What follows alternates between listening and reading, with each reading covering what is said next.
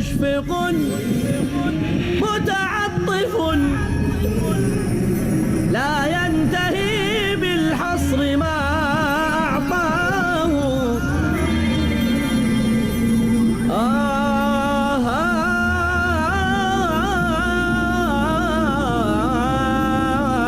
رب رحيم مشفق متعطف لا ينتهي بالحصر ما أعطى ما أصاب من مصیبت فی الارض ولا فی انفسکم، نہیں کوئی حادثہ پیش آتا نہ زمین میں نہ تمہاری جانوں میں، یہ سب کچھ ایک کتاب میں درج موجود ہے اس سے پہلے کہ ہم اسے ظاہر کریں۔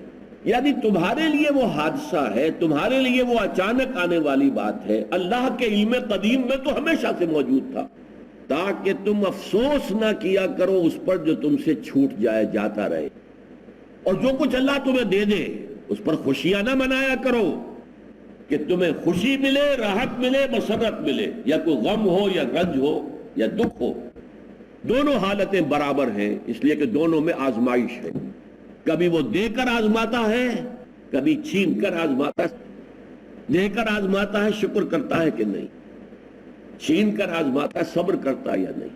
ایمان جو ہے اللہ پر اور یقین اس بات کا جو کچھ ہو رہا ہے اللہ کے اذن سے ہو رہا ہے، اور یقین اس بات کا جو کچھ اللہ کر رہا ہے اس میں خیر ہے۔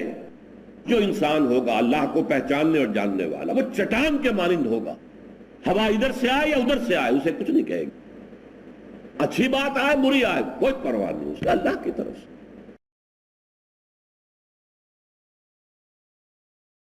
نحمده ونصلي على رسوله الكريم، اما بعد فاعوذ بالله من الشيطان الرجيم، بسم الله الرحمن الرحيم۔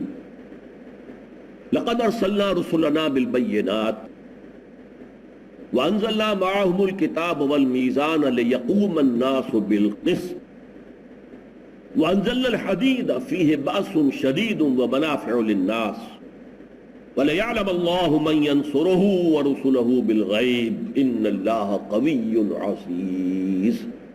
اب ہم سورہ حدید کی اس آیت پر پہنچ گئے ہیں جو اس سورہ مبارکہ کا کلائمیکس ہے، نقطہ عروج۔ اس سے پہلے کہ میں اس پر ذرا آگے بڑھوں، پچھلی نشست کے مضامین میں محسوس کرتا ہوں کہ تشنا رہ گئے۔ اللہ کی معرفت کے دو نتیجے جو ہیں بہت اہم ہیں۔ راضی برضائے رب، جو اللہ کی مرضی۔ میرا بچہ فوت ہو گیا، ٹھیک ہے، اللہ نے دیا تھا، لے لیا، رنج اور افسوس کس بات؟ اور اگر اللہ نے دیا ہے، اولاد دی ہے، ٹھیک ہے، خوشی ہے، لیکن ظاہر بات ہے اس نے اولاد دی ہے تو بڑی ذمہ داری بھی آ گئی۔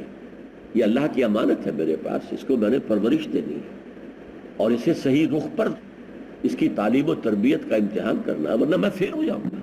ایک لائبلٹی ہے، اٹس ناٹ این ایسٹ، دولت ہے، حساب دینا پڑے گا، اٹس اے لائبلٹی۔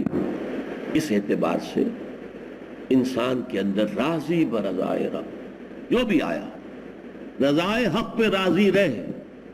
یہ حرف آرزو کیسا، خدا خالق، خدا مالک، خدا کا حکم، تو کیسا، تو ہے کون؟ تو یہ راضی برضائے رب، ما اصاب من مصیبت فی الارض ولا فی انفسکم الا فی کتاب من قبل ان نبرأها ان ذلک علی اللہ یسیر لکی لا تعصوا علی ما فاتکم ولا تفرحوا بما آتاکم واللہ لا يحب كل مختال فخور الذین یبخلون ویامرون الناس بالبخل ومن یتول فإن اللہ هو الغنی الحمید۔ ان آیتوں کا تعلق اس آیت سے بھی ہے جو اب ہم پڑھیں گے، اس لیے کہ انقلابی عمل کے اندر تکلیفیں زیادہ آتی ہیں، خرچ زیادہ کرنا پڑتا ہے، لہذا جو عظیم ترین انقلابی آیت ہے قرآن کی، اس سے پہلے یہ تمہید کے طور پر 3 آیتیں تھیں۔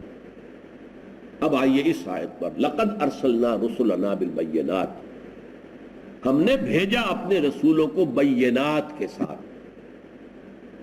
بینہ ایک شے جو از خود روشن ہے، واضح ہے، جسے کسی دلیل کی حاجت نہیں، جیسے ہم کہتے ہیں آفتاب آمد، دلیل آفتاب، سورج طلوع ہو جائے تو اپنے وجود پر خود دلیل ہے. کیا اس کے لیے کوئی دلیل کی ضرورت ہے کہ سورج ہے؟ وہ بین ہے، از خود واضح ہے. تو بینات کا لفظ جب رسولوں اور نبیوں کے لیے آتا ہے تو دو معنی میں آتا ہے. ایک تو یہ کہ جو وہ تعلیم لے کر آئے ہیں، اللہ پر ایمان، نیکیوں کی دعوت، وہ فطرت انسانی کے نزدیک بالکل واضح ہے، سورج کی طرح ہے، روشن بینات ہے. اور ایک خاص طور پر پھر معجزات کے بارے میں کہ جو ثابت کرنے کی یہ اللہ کا رسول ہے، یہ جو اس نے کر کے دکھایا ہے یہ نہیں ہو سکتا اگر یہ اللہ کا رسول نہ. اگر حضرت صالح سے کہا دیکھو بھائی صالح ہم مان لیں گے تم اللہ کے رسول ہو، اگر تم ابھی اس چٹان میں سے جو ہمارے سامنے ہے ایک گابھن اونٹنی برآمد کر کے دکھا دو. اللہ سے دعا کی، اللہ نے کر دیا. ان کی نگاہوں کے سامنے چٹان پھٹی، ایک گابھن جو پہلے سے حاملہ ہے، یہ اونٹنی بہت قیمتی ہوتی تھی، جو گابھن بھی ہے جس سے اب اور کوئی بچہ بھی ملنے والا ہے، برآمد ہو گئی. ناقۃ اللہ کہا گیا، ناقۃ اللہ، اللہ کی اونٹنی. یہ معجزہ تھا. ان بدبختوں نے پھر بھی نہیں مانا، وہ بات دوسری ہے. کوئی قوم معجزے سے ایمان نہیں لائی. 9 معجزے حضرت موسیٰ کے آل فرعون نے دیکھے، بدبختوں نے نہیں مانا. لیکن پھر بھی بینات کا لفظ معجزوں کے لیے آتا ہے. لقد ارسلنا رسلنا بالبینات، دیکھیے یہاں 3 چیزیں آ رہی ہیں. ہم نے بھیجا اپنے رسولوں کو بینات کے ساتھ، معجزوں کے ساتھ. وانزلنا معہم الکتاب والمیزان، اور ان کے ساتھ ہم نے 2 چیزیں اور نازل کی. ایک الکتاب، تورات دی موسیٰ کو، انجیل دی عیسیٰ کو، کتاب. الکتاب اب قرآن ہے جو محمد کو دیا جا رہا ہے صلی اللہ علیہ وسلم. والمیزان، اور وزن کرنے والی شے. میزان اس میں آلہ ہے وزن سے، وزن کرنے والی شے. اس سے مراد کیا ہے؟ وہ نظام عدل اجتماعی جس میں توازن ہو، عورت اور مرد کے حقوق، توازن ہو. مرد کو اس کا دائرہ کار معین ہو اس کی صلاحیتوں کے اعتبار سے، عورت کا دائرہ کار معین ہو اس کی صلاحیتوں کے اعتبار سے. مرد کو حقوق حاصل ہو اس کے فرائض کے اعتبار سے، عورت کو حقوق حاصل ہو اس کے فرائض کے اعتبار سے. یہ توازن ہونا چاہیے. کوئی سرمایہ دار ہے، اس نے کارخانہ لگایا ہے، اس کے بھی کچھ حقوق ہیں. اور مزدور ہے، وہ کام کر رہا ہے، اس کے بھی حقوق ہیں. سرمایہ دار ظلم نہ کرے مزدور پر، اور مزدور زیادتی نہ کرے سرمایہ دار پر. توازن ہونا چاہیے. دنیا میں کوئی نہ کوئی نظام رہے گا، کوئی نہ کوئی حکومت ہوگی. حاکم ظلم نہ کرے، دبائیں نہیں، سپریس نہ کرے، ریپریس نہ کرے اپنے محکوموں کو، اور محکوم جو ہے وہ پریشان نہ کرے اپنے حاکموں کو. یہ توازن جو ہے یہ اصل میں شریعت کا اصل مقصود ہے. اب آپ سمجھئے 3 چیزیں دی گئیں رسولوں کو. ایک معجزے، نمبر 2 کتاب، کتاب ہدایت، نمبر 3 میزان جس میں تمام طبقات اور تمام انسانوں کے حقوق اور فرائض کا توازن معین کر دیا گیا. اس ترازو میں تولا جائے گا عورت کا حق کیا ہے، بیوی کا حق کیا ہے، اور اختیار کیا ہے، اور فرائض کیا ہے، اور شوہر کے، مرد کے کیا حقوق ہے، کیا اختیارات ہے، کیا فرائض ہے. اچھا، اب یہ ساری چیزیں ہم نے کس لیے بھیجی؟ یہ ٹکڑا جو ہے 3 الفاظ آ رہے ہیں آگے، یہ مرکز ہے اس آیت کا. لِيَقُومَ النَّاسُ بِالْقِسْطِ، تاکہ لوگ عدل پر قائم ہوں. یہ اللہ کی ہابی تو نہیں تھی کہ رسول بھیج دیا، کتاب بھیج دی، بس شوق پورا ہو گیا. یہ سب کچھ اس لیے بھیجا کہ اس کو قائم کیا جائے، یہ میزان نصب کی جائے، اس میں تول کر ملے ہر ایک کو جو اس کا حق ہے. حضرت ابو بکر نے جب خلافت کا حلف اٹھایا، سمجھئے خلافت کی بات جو تقریر کی ہے انہوں نے، تم میں سے ہر قوی میرے نزدیک ضعیف ہوگا جب تک کہ اس سے حق وصول نہ کر لو، اور ہر ضعیف قوی ہوگا جب تک کہ اسے اس کا حق دلوانا ہو. یہ نظام خلافت ہے. لِيَقُومَ النَّاسُ بِالْقِسْطِ، گویا کہ ارسال رسل، انزال کتب، بینات، معجزے، میزان شریعت، ان سب کا مقصد کیا ہے؟ نظام عدل قائم ہو بالفعل، ہر ایک کو اس کے حق کے مطابق ملے. اور یہ متعین کون کر سکتا ہے؟ صرف اللہ. دیکھیے، عورت سوچے گی تو وہ اپنے مفاد کو سامنے رکھے گی، اپنے احساسات و جذبات سے تو وہ واقف ہے. مرد کے احساسات و جذبات کا اسے کوئی تجربہ ہی نہیں، واقف ہی نہیں. مرد سوچے گا تو اپنے اعتبار سے سوچے گا، اپنے احساسات، اپنے جذبات، اپنی خواہشات، یہ تو اسے معلوم ہے. لیکن عورت کی نفسیات کو تو نہیں وہ سمجھ سکتا. ایک ہستی ہے جس نے مرد کو پیدا کیا، عورت کو پیدا کیا. الا یعلم من خلق، کیا وہی نہ جانے گا جس نے پیدا کیا ہے؟ اسے معلوم ہے عورت میں کیا رکھا ہے، مرد میں کیا رکھا ہے. عورت کی کیا ذمہ داری ہونی چاہیے، مرد پر کیا ذمہ داری ہونی چاہیے، عورت کے کیا حقوق ہونے چاہیے، مرد کے کیا حقوق ہونے چاہیے. تمام انسان اس کے مخلوق ہیں، اسے معلوم ہے کس کا کیا حق ہے، مزدور کا کیا حق ہے. اس لیے کہ جس کو مستاجری کہتے ہیں، یہ تو ہے، آپ کسی کو اجرت پر رکھتے ہیں، آپ دہاڑی پر رکھتے ہیں، ماہانہ رکھتے ہیں، ہفتے وار تنخواہ پہ رکھتے ہیں، کانٹریکٹ پہ رکھتے ہیں، اس طرح بھی رکھتے ہیں. حقوق اس کے کیا ہیں تو معین کیجیے. یہ نہ ہو کہ آپ اسے نچوڑ تو زیادہ رہے ہوں، اس کا خون زیادہ کھینچ رہے ہوں اور دے رہے ہوں کم اس کو. گرمی کے شدید موسم میں وہ کاشتکار وہ فصل کاٹ رہا ہے، گندم، انتہائی سخت گرمی، اور اس میں فصل کا کاٹنا کیا ہے، کس قدر اس کے اندر مشقت ہے. اس کو اتنا بھی مشکل سے ملے گا کہ 2 وقت کی روٹی چلا سکے اور عیش کرے گا زمیندار. اس ظلم کو ختم کرنے کے لیے ہم نے شریعت بھیجی ہے، اس ظلم کو ختم کرنے کے لیے ہم نے رسول بھیجے ہیں، اس ظلم کا استئصال کرنے کے لیے ہم نے کتاب نازل کی ہے. اگر یہی نہیں، اگر یہ نہیں تو بابا پھر سب کہانیاں. قرآن پڑھ لو ثواب حاصل کر لو، قرآن تراویح میں سن لیا بہت بڑی بات ہو گئی، اجی شبینہ سن لیا کیا کہنے ہیں، 10 پارے سن لی، بس پڑھ لو. اس لیے قرآن نازل ہوا تھا. قرات کی محفلیں منعقد کر لو، قرات کے مقابلے کر لو، 40 من وزنی قرآن لکھ لو، سونے کے تار سے لکھا ہوا قرآن رکھا ہوا، نہ پڑھنے کا، نہ سیکھنے کا، نہ سکھانے کا، نہ پڑھانے کا. بڑا کام کیا تھا. 1400 سالہ جشن نزول قرآن منایا گیا تھا. 40 من وزنی قرآن رکھا ہوا، اس لیے قرآن آیا تھا. چیتڑوں میں لکھا ہوا، ہڈیوں پر لکھا ہوا قرآن تھا حضور کے زمانے میں. لیکن اس قرآن نے آگ بھر دی تھی ایک قوم کے اندر، سے کھڑا کر دیا تھا. تن من دھن اللہ کے لیے ہے. ان صلاتی و نسکی و محیایا و مماتی للہ رب العالمین. میرا جینا اور مرنا اور میری زندگی، میری موت، میری نماز، میری قربانی سب اللہ کی. اور اللہ کو آپ سے کیا چاہیے؟ لقد ارسلنا رسلنا بالبینات وانزلنا معهم الكتاب والمیزان لیقوم الناس بالقسط، تاکہ لوگ عدل پر قائم ہوں. ہم نے نظام عدل نافذ کیا ہے، ہم نے نظام عدل نازل کیا ہے تم پر، کتاب کی شکل میں، میزان کی شکل میں. مقصد کیا ہے؟ نظام عدل کا قائم کرنا. دیکھیے اس کی اہمیت کیا ہے. کیوں بھیجا رسولوں کو، کیوں کتابیں نازل کی؟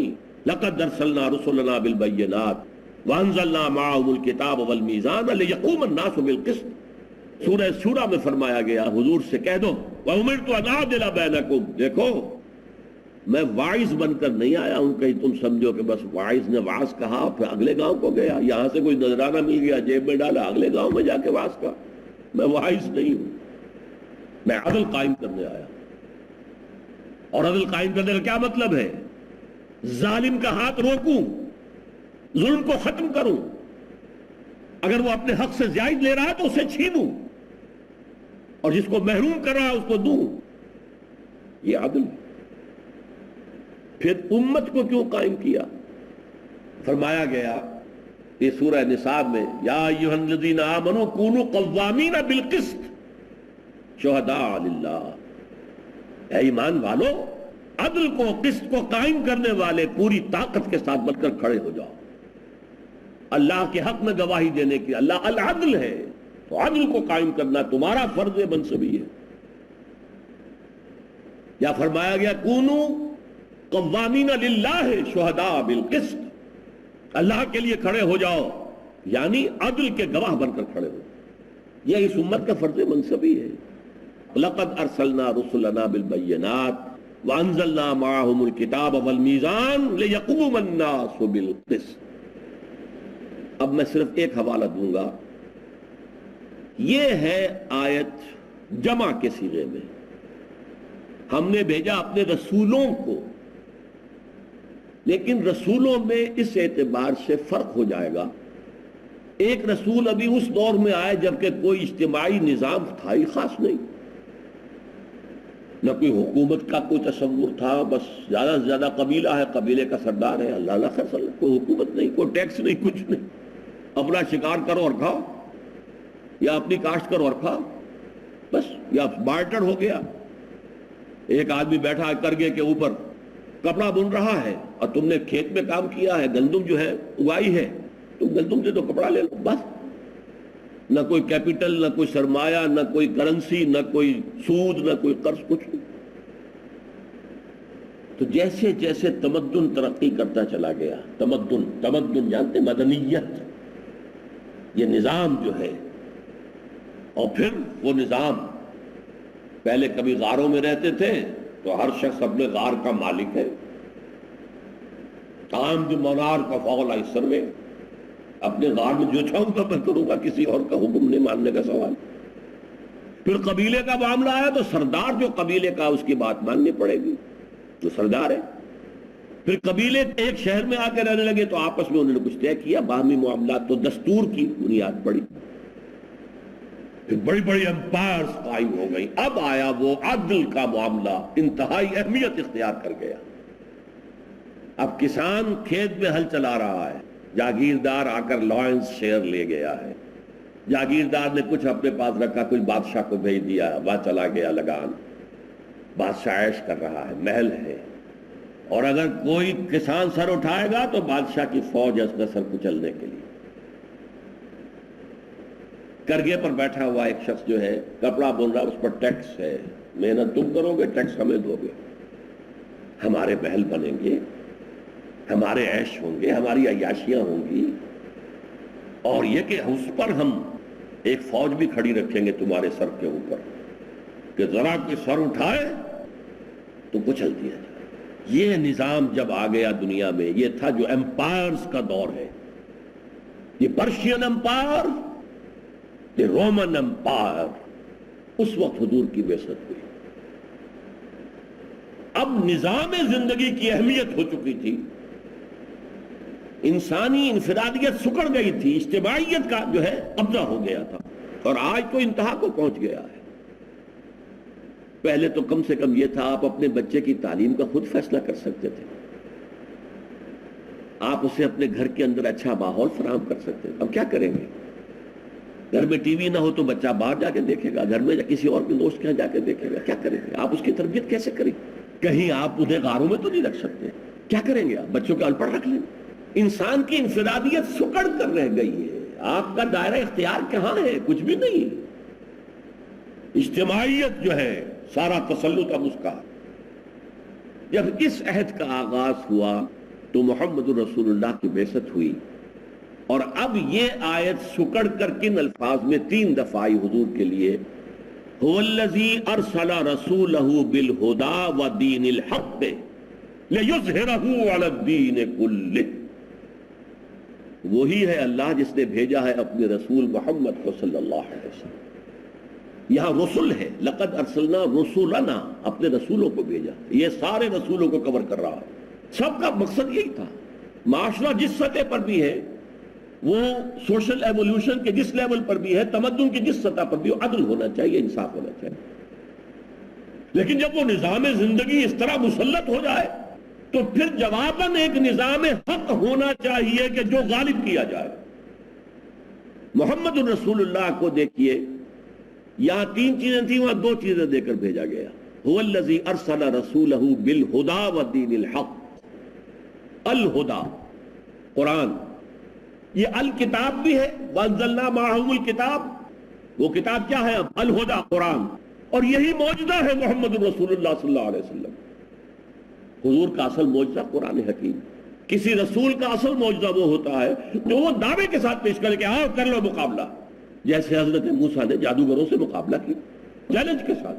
چیلنج قرآن میں دیا گیا، بار بار دیا گیا، اگر تمہیں شک ہے اس قرآن جیسی ایک صورت بنا کر لے آؤ اور جس کو چاہو جمع کر لو، تمہارے ہاں شعراء ہیں، خطباء ہیں، بڑے بڑے لوگ ہیں، آئے ایک سورت العصر جیسی بنا لے، سورت الکوثر جیسی بنا لے۔ تو اصل معجزہ کیا ہے؟ تو یہاں تھا بینات اور کتاب، یہاں صرف الہدا قرآن حکیم جو معجزہ بھی ہے اور کتاب ہدایت بھی ہے، الہدا بھی ہے۔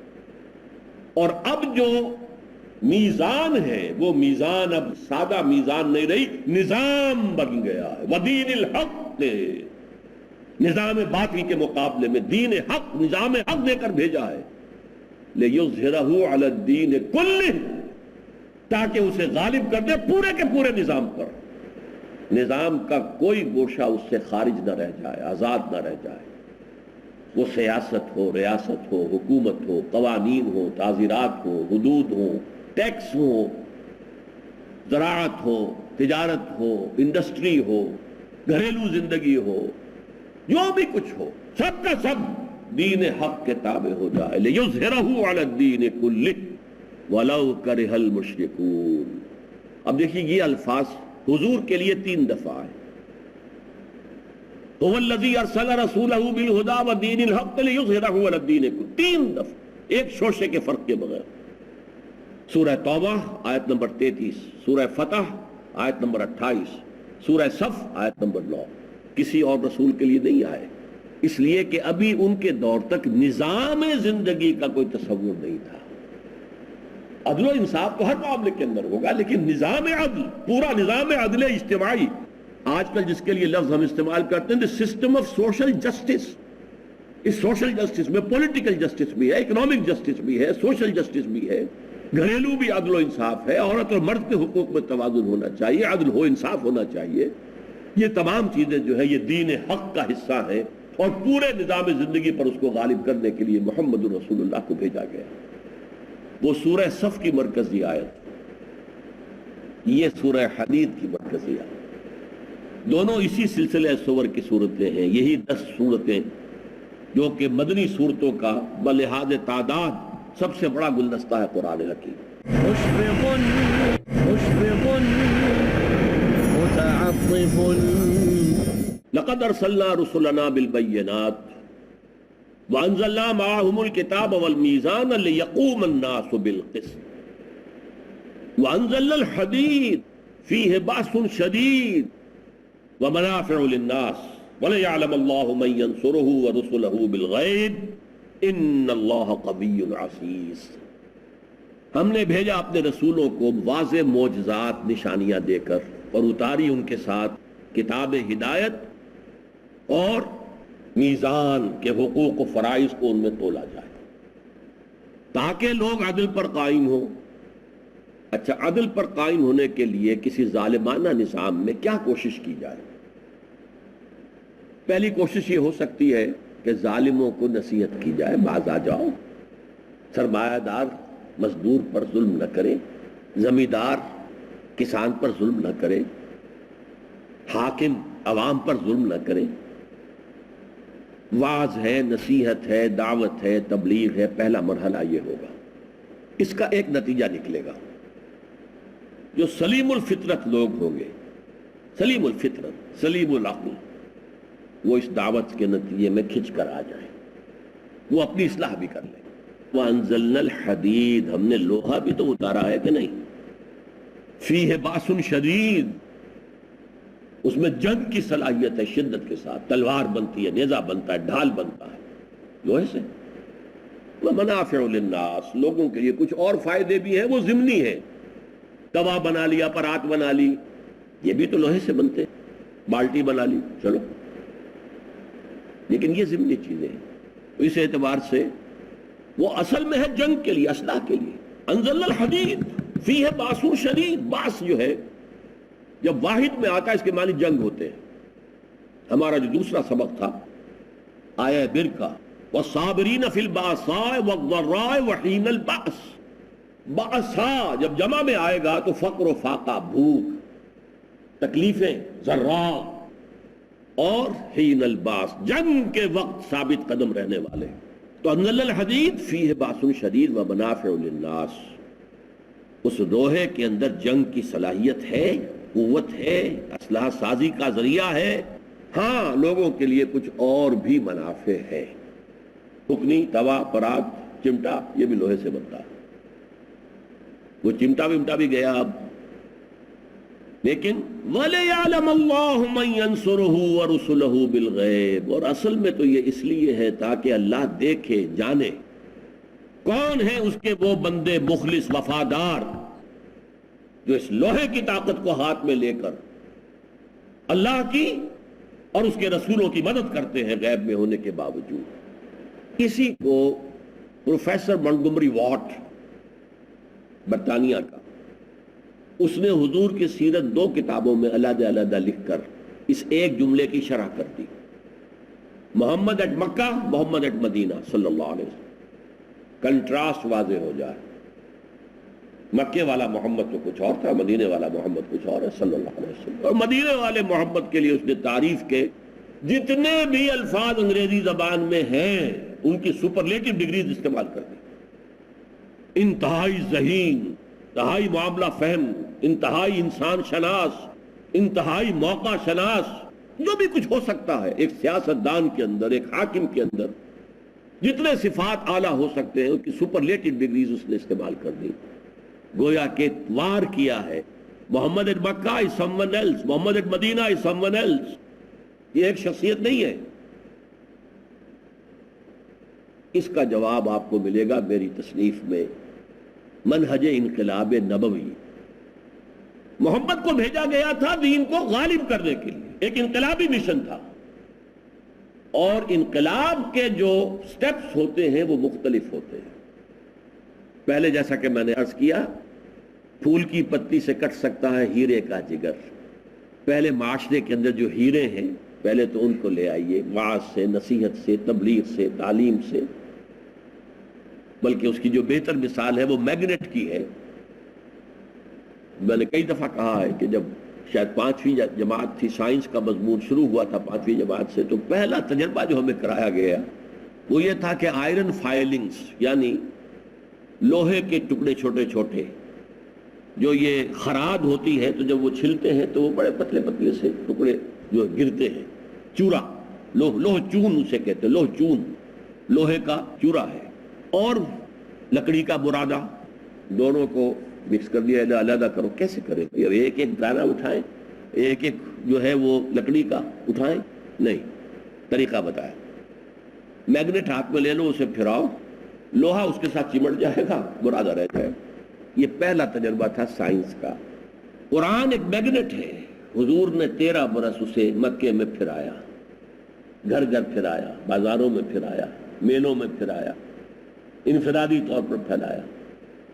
جو بھی معاشرے کے اندر لوہا تھا، جو فطرت سلیمہ کے حامل لوگ تھے، وہ چمٹتے چلے گئے، آ گئے.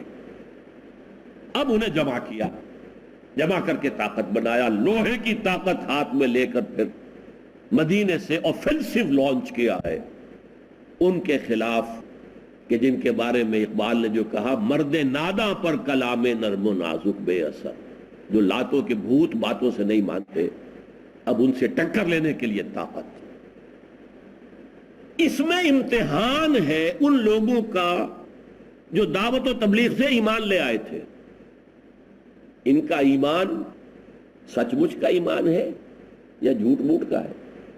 اگر اب تکلیفیں جھیلیں گے، مصیبتیں برداشت کریں گے، جان کی قربانی دیں گے، مال خرچ کریں گے تو صادق ہیں، مومن ہیں، سچے ہیں. اگر پیچھے ہٹا دیں گے قدم تو گویا کہ منافق ہیں. اسلام کا لبادہ اوڑھا ہے، حقیقت میں ایمان دل میں داخل نہیں ہوا. یہ آزمائش ہے. اسی سے دودھ کا دودھ اور پانی کا پانی ہوگا، اسی سے علیحدہ ہوگا. اناج علیحدہ، بھوسی علیحدہ، یہ سب علیحدہ کرنے کے لیے. تو اب دیکھیے وہی وجہ یہاں جو فرمایا وہ انزلنا الحدید، ہم نے لوہا بھی اتارا ہے. فیہ باس شدید، اس میں جنگ کی صلاحیت ہے شدت کے ساتھ. ومنافع للناس، اور لوگوں کے لیے کچھ اور منفعتیں بھی ہیں. وَلِيَعْلَمَ اللَّهُ مَن يَنصُرُهُ وَرُسُلَهُ بِالْغَيْبِ، اور تاکہ اللہ دیکھے. ہم اس کو علم سے نہیں کہتے، اس لیے کہ علم تو اللہ کو ہمیشہ سے حاصل ہے، اللہ کو معلوم ہے کس کے اندر ایمان ہے کس میں نہیں ہے، لیکن وہ ظاہر کر دینا چاہتا ہے کس میں ایمان ہے کس میں نہیں ہے. وہ اللہ کے تو علم میں ہے، لیکن وَلِيَعْلَمَ اللَّهُ، اللہ ظاہر کر دے کون ہے اس کے وفادار بندے. مَن يَنصُرُهُ، جو مدد کرتے ہیں اس کی، وَرُسُلَهُ، اور اس کے رسولوں کی، بالغیب، غیب میں رہتے ہوئے. اللہ ہمارے سامنے نہیں ہے، اللہ کی کتاب ہمارے سامنے ہے، اس میں میزان موجود ہے، اس میں دین حق موجود ہے. کون ہے جو اس کو قائم کرنے کے لیے سر ہتھیلی پر رکھ کر میدان میں آئے؟ اگر اللہ کا دین قائم کرو گے تو اللہ کے مددگار ہو گئے. دیکھیے، اگر کسی بادشاہ کے خلاف بغاوت ہو جائے اور آپ پھر اس بادشاہ کی حکومت ریسٹور کرنے کے لیے میدان میں آئیں، باغیوں سے لڑیں، تو آپ بادشاہ کے مددگار ہو گئے کہ نہیں؟ بادشاہ کی مدد کی ہے، مددگار ہے. اچھا، اور چونکہ رسولوں کا کام یہ ہے کہ عدل قائم کرے، لہذا رسولوں کے مددگار ہو گئے، یہ دو کے مددگار ہو گئے. وَلِيَعْلَمَ اللَّهُ مَن يَنصُرُهُ وَرُسُلَهُ بِالْغَيْبِ، اور یہ سب کچھ قربانیاں دے رہے ہیں غیب کے باوجود، اللہ تو سامنے نہیں ہے. صحابہ کے سامنے حضور موجود تھے. آج اگر ہم یہ جد و جہد کرتے ہیں تو حضور ہمارے سامنے تو موجود نہیں ہے. اللہ کا قرآن ہمارے سامنے، حضور کی سیرت اور آپ کی سنت ہمارے سامنے. غیب میں ہے نا، یا تو ہم کہہ لیں ہم غیب میں، یا یہ کہ وہ غیب میں. غیب کا پردہ ہمارے درمیان حائل ہے. غیب میں ہونے کے باوجود جو اللہ کی مدد کرے اور اللہ کے رسولوں کی مدد کرے، اللہ چھانٹ لینا چاہتا ہے کون ہے وہ. وَلِيَعْلَمَ اللَّهُ مَن يَنصُرُهُ